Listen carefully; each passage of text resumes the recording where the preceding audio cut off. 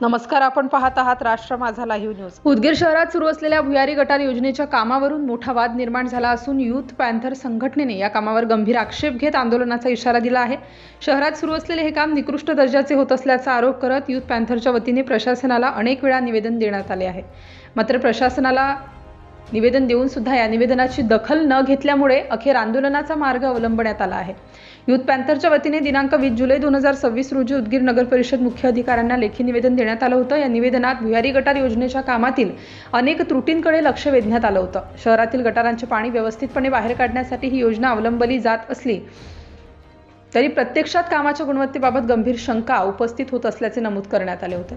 कामात मोठ्या प्रमाणात भ्रष्टाचार होत असल्याचा आरोपही करण्यात आला होता। या प्रकरणी पुढील काही महत्त्वाच्या मागण्या करण्यात आल्या होत्या।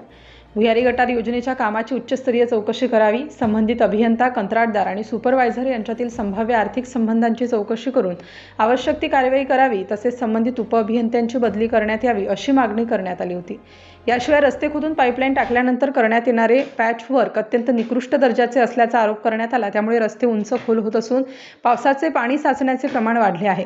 नागरिकांना मोठ्या अडचणींचा सामना करावा लागत आहे। याशिवाय पाईपलाईनचे काम पूर्ण झाल्यानंतर रस्त्यांवर मोठ्या प्रमाणात गतिरोधक उभारले जात असल्याने वाहतुकीलाही अडथळे निर्माण होत असल्याचा मुद्दा देखील उपस्थित करण्यात आला। या सर्व बाबींकडे लक्ष देऊन तातडीने कारवाई करावी अशी मागणी निवेदनातून करण्यात आली होती। मात्र या निवेदनाची कोणतीही दखल घेतली गेली नाही असा आरोप यूथ पॅन्थरच्या कार्यकर्त्यांनी केला। त्यामुळे दिनांक 4 ऑगस्ट 2026 पासून उदगीर नगर परिषद कार्यालयासमोर उपोषण सुरू करण्यात आलं। मंगेश संग्राम सूर्यवंशी आणि सुनील शिवराज कांबळे हे गेल्या 4 दिवसांपासून उपोषणावर ठाम आहेत। प्रशासनाकडून कोणतीही ठोस प्रतिक्रिया मिळालेली नसल्याने आंदोलन अधिक तीव्र करण्याचा इशारा देण्यात आला आहे।